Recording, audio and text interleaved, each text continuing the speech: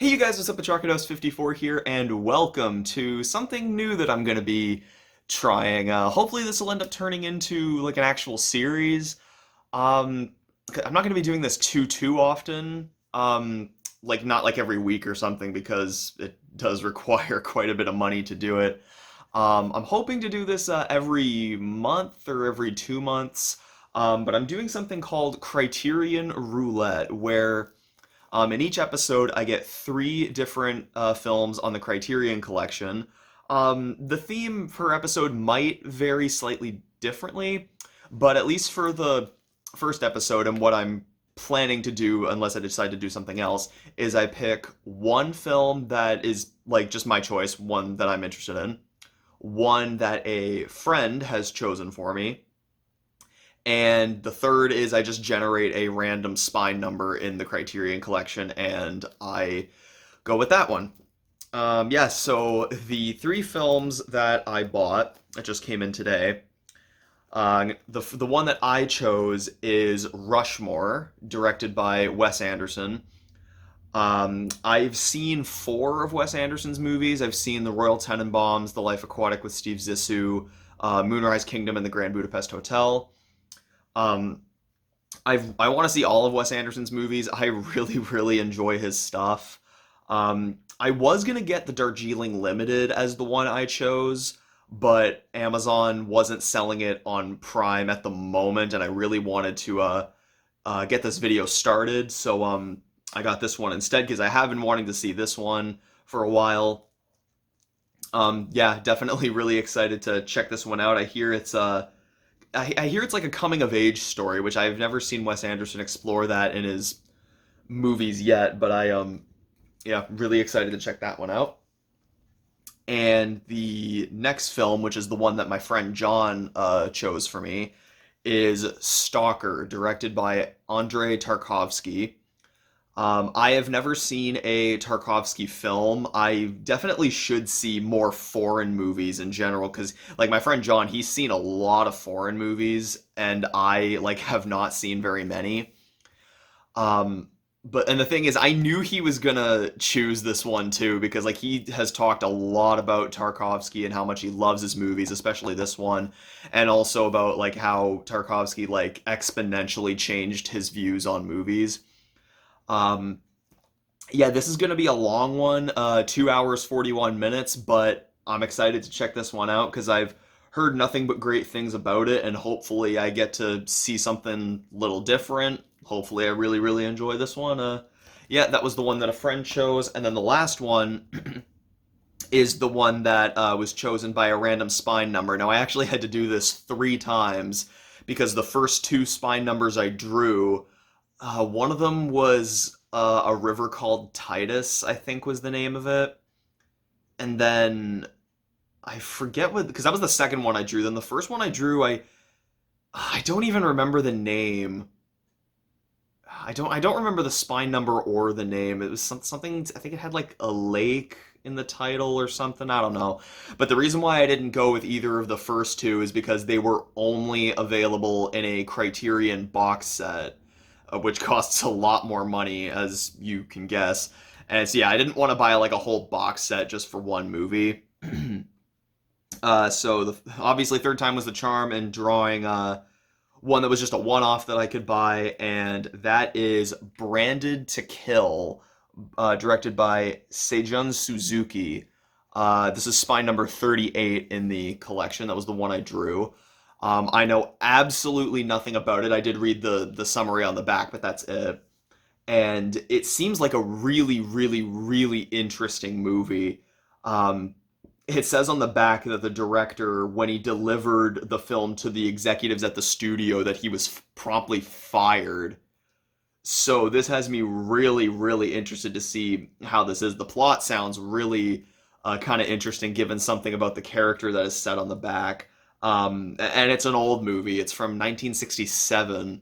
I have not seen a whole lot of 60s movies, but um, I mean, the only '60s movie that like comes to mind that I've seen is The Graduate, which I really like. Um, Yeah, and this is a Japanese film. It's spoken entirely in Japanese. I should mention that Stalker is entirely spoken in Russian. So two of the three films I chose are actually foreign films, which I'm excited about because, as I said, I need to see more foreign movies. Yeah, I'm definitely excited to check this one out, especially because I know absolutely nothing about it. I knew stuff about Stalker and Rushmore, but I know nothing about this. I hadn't even heard of it when I drew the spine number, but I'm really excited to check it out.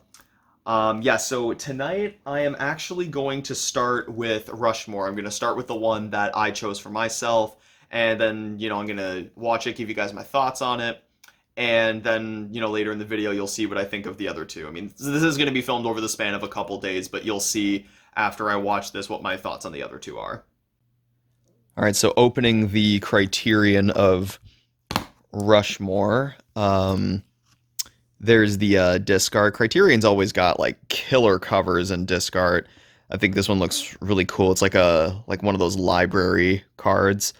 And then it also has like this pamphlet here with the typical Criterion stuff, like the chapters, the acknowledgments, and the cast, and all that stuff. And there's an essay. There's an essay on the film in this pamphlet, but this Rushmore Criterion, not every Criterion has this, but the Rushmore Criterion actually has a poster in with it. It says "The World of Max Fisher," a map of Rushmore. It's like a whole bunch of cool stuff on it. I think like this poster looks really cool. Like I love the artwork on it. It really reminds me of like school for sure. I'll give another full-on view of it. Yeah, I think this looks really, really cool. Um, I just thought I'd give you an example of what is shown in here, and yeah, gonna get started with the movie now.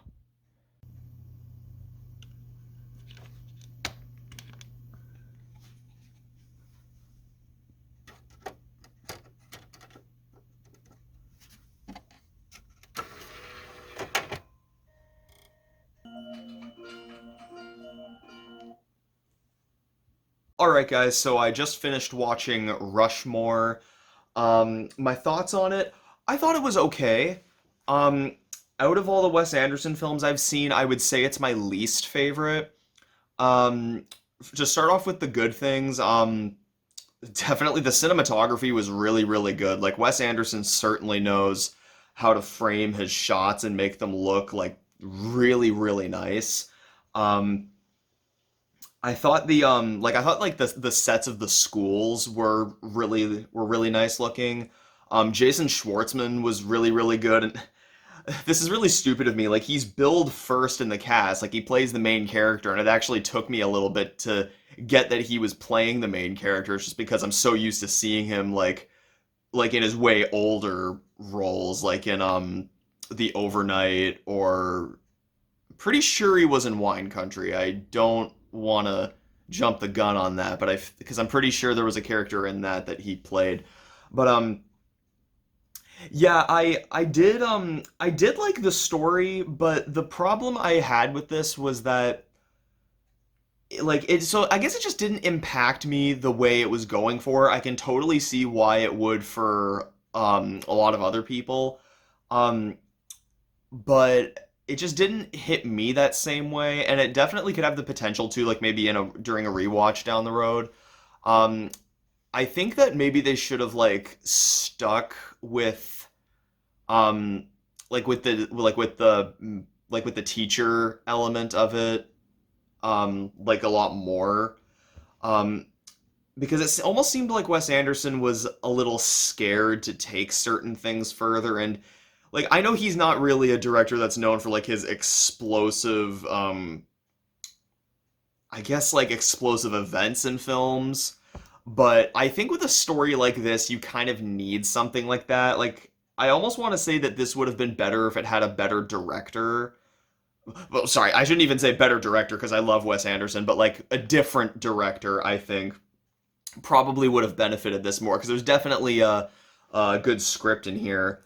But yeah, I thought this movie was okay. As I said, I think maybe down the road a rewatch could change my opinion. Final score, I give Rushmore a 3 out of 5.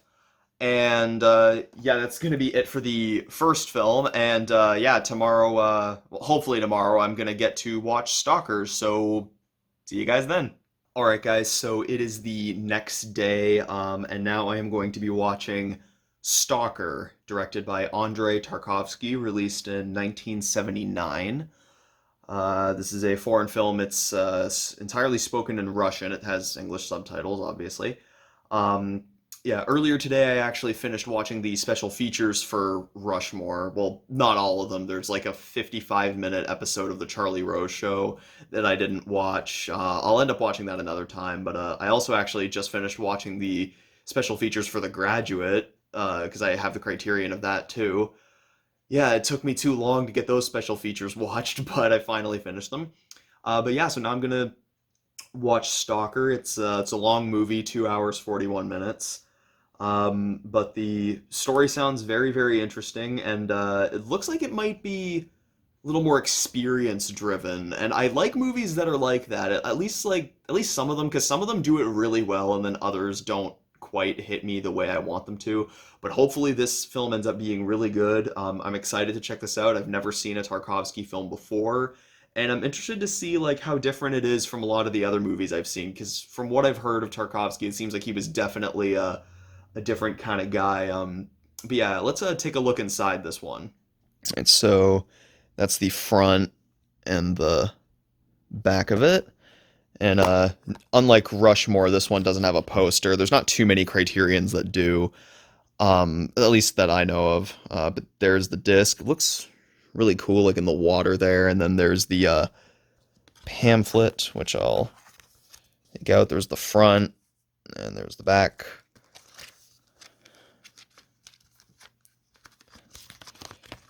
If I can get it in here. Right, and there we go. All right, let's watch this thing.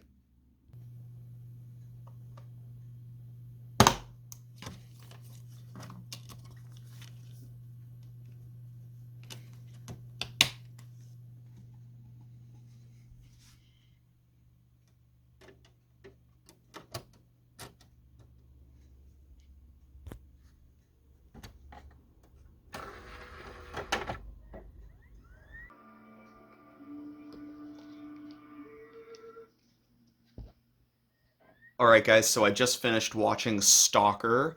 My thoughts on it. I thought it was pretty good. I'll be honest, normally something like this would not be my thing, but it was consistently engaging all throughout it, which I was really surprised by because normally like the execution of this would not have been my thing, but I always just thought that the performances from the three actors were pretty good. Like they always kept it interesting. Like their journey, like even though it was like everything that happened was so minimal, it was it was just always fascinating. You were always waiting to see where it would end up. And it's one of the most beautifully shot movies I think I've seen probably ever. Like the cinematography in this is absolutely amazing, and Criterion did a great job with this Blu-ray. They put it out in 2017, so it was definitely a very high quality transfer. Like this, it actually says on the back that it's a 2K restoration, but it definitely looks like a 4K restoration. That's what's really cool about Criterion is like they can make like older movies like this look like they were shot today, and they can even make like more kind of a bit more recent movies like Punch Drunk Love. They can make that look like an orgasm to the eyes because the Criterion transfer on Punch Drunk Love is out of this world. But yeah, no, I would definitely say I quite enjoyed Stalker. Some problems I had with it. Um, I thought it fell a bit in the third act, and I will say it is too long. Like the movie's 2 hours 41 minutes. I think that maybe 45 minutes should have been cut off from this. Because I think if this was 2 hours, it would have, like just straight 2 hours, it would have been even better. Those are really the main problems I had. I can't really think of anything else I specifically disliked about it. I will say also that this is not an easy movie to understand. Like it even says on the back, a stalker envelops the viewer by opening up a multitude of possible meanings, and it says a religious allegory, a reflection of contemporaneous political anxieties, a meditation on film itself. Yeah, I could definitely see it being a meditation on film itself. I'm gonna have to definitely look deeper into this because this is a movie with many, many, many layers. Again, very, very minimal, um, like kind of presentation, like something that it gives you that is definitely not easy to understand. But I can definitely say I really liked this. Um, and I think I will check out more Tarkovsky films. I don't know what I'll go with next. But I can definitely say I really enjoyed this. I would give this a 3.5 out of 5. Yeah, that's all I got to say about this one. I'm gonna check out the special features after I'm done filming this clip. And yeah, I'll see you guys probably tomorrow when I watch Branded to Kill. Alright, guys, so it is the next day, and I am now going to be watching the third and final film in the first episode of Criterion Roulette, Branded to Kill, directed by Seijun Suzuki. As I mentioned earlier in the video, this was released in 1967, and this is a Japanese film. And I also said earlier, reading it on the back, that I guess when he presented this to the studio, that he was fired. So I'm very interested to find out why. I mean, the plot on the back, it says it's very minimal, so you know, good. Because I was gonna say hopefully they saved some really crazy stuff to be shown in the film. Because I like it when movies like don't go like too in depth with their plot summaries, and then they give away too much, and then it's like once you see the movie, it's like you've already seen the best parts. But yeah, I never heard of this film before I drew it for Criterion Roulette, so hopefully this will be a really good one, and we'll take a look and see what's inside this one in just a second here. All right, so in here there's the disc. I love the use of colors on here. Like I love the white and the pink on everything, and especially like here on the disc, and the inside is all pink. It looks really cool. And then here's the pamphlet. It seems thicker than most of them. Maybe it's just made of like a different material, maybe. But no, wait, this is an actual like booklet. This isn't even a pamphlet. That's interesting. Most of the time, the booklets Criterion gives are actually pamphlets, but this one's an actual book, so that'll be cool. And all right, let's pop this one into the machine.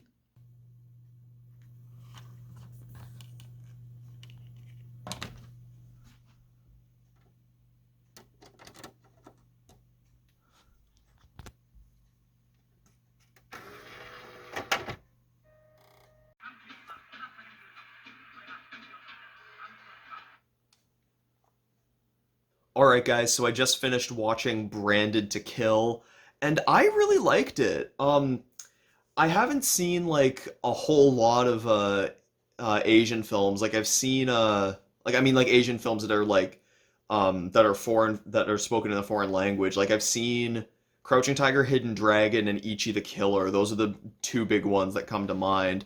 And I liked both of those ones, especially Ichi the Killer. I definitely really respect that one a lot for what it did for movies. But I really liked this. The filmmaking style of this movie was very, very unique, especially like films of the time that were, like Asian films of the time. It was a very unique filmmaking style that, there was nothing else like it, and it was really, really enjoyable to watch films like this, because I gotta say, like, this movie's pretty funny. Like, there's some scenes in here that are just absolutely over the top, that are really, really funny to watch. Like, there were some parts in here I was laughing quite hard. Like the action and like shootout scenes in here were very enjoyable to watch.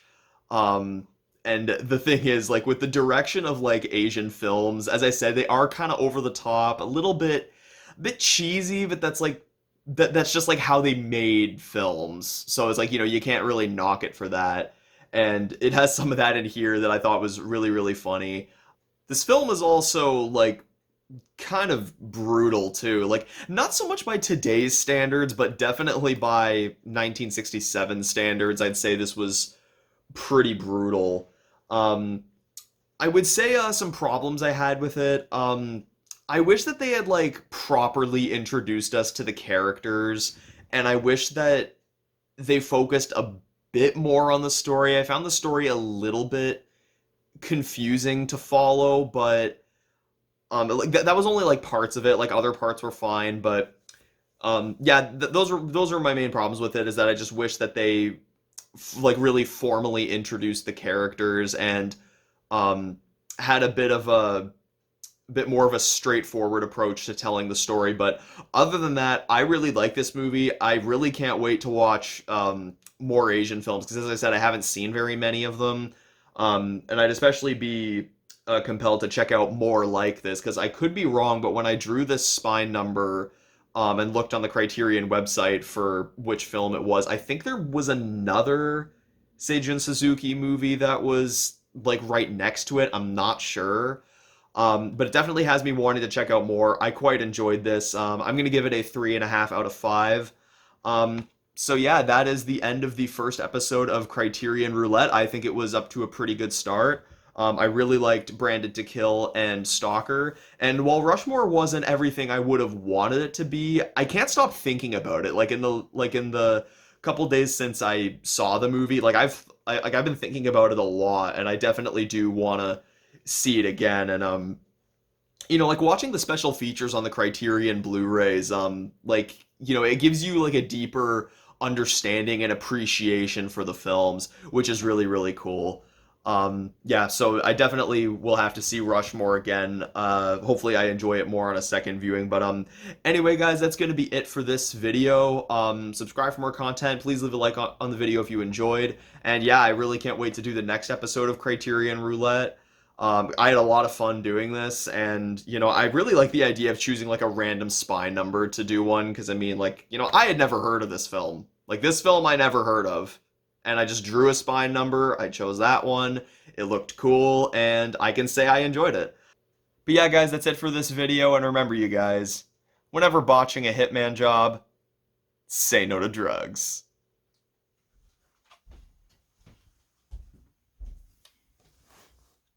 And there the sticker goes.